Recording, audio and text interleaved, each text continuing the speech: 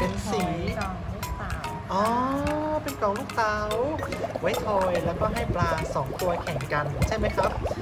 โยนโยนโยนโยนโยนย่าโยนคุณย่าโยนคุณย่าโยนสีเขียวคุณแม่จะชนะแล้วนะน้องเคสต้องได้สีเขียวนะครับสีเขียวเหรอสีเขียวสีเขียว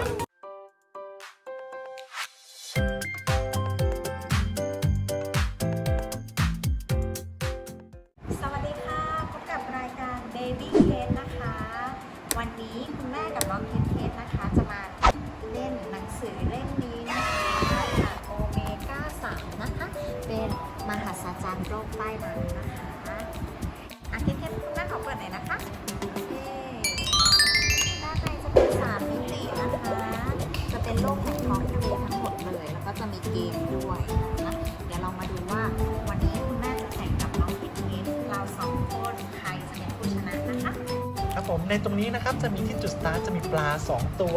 แล้วก็รวมถึงอันนี้เป็นอะไรเนี่ยเป็นสีอ๋อเป็นกล่องลูกเต๋าไว้ทอยแล้วก็ให้ปลา2ตัวแข่งกันโอเค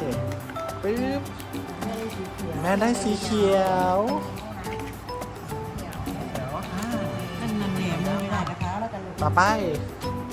โยนคุณย่าโยนครับโยนโยนโยนโยนโยนโอเคได้สีอะไรครับได้สีแดงได้สีแดงโอ้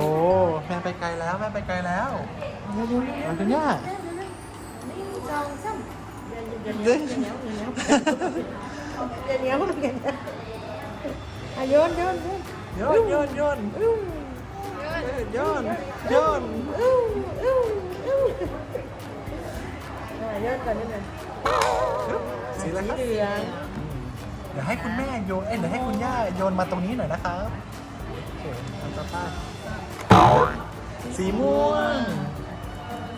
โอเคตาคุณย่าครับคุณย่าโยนคุณย่าเอาสีเขียวไปไม่ถึงไหน อยู่ที่เดิมเลยนะไปสีฟ้าฮะ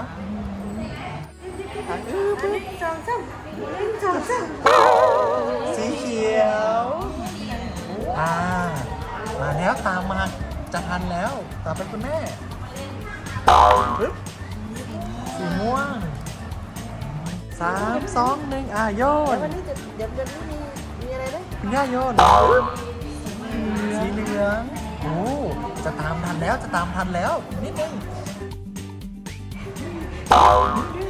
สีม่วงไปไกลเลย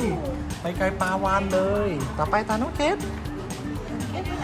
โยนปึ๊บโยนจึ๊บสีม่วงไม่ไกลกันมากสี3 2 1โยนสีแดง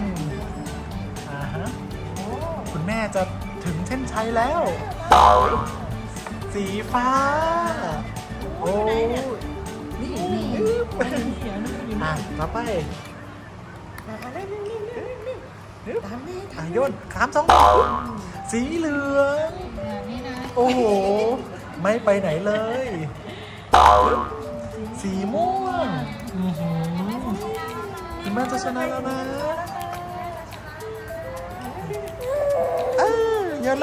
เร็วสีม่วงโอ้โหตาคุณแม่สีเขียว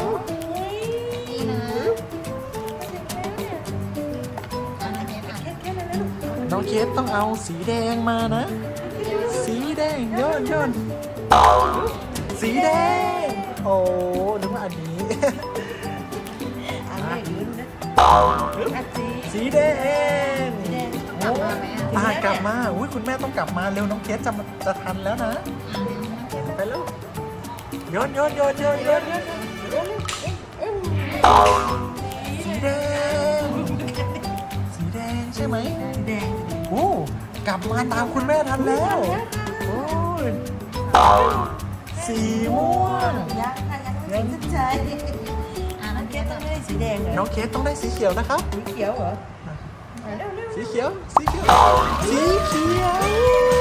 น้องเคสชนะแล้ว เย้ เย้ คนชนะ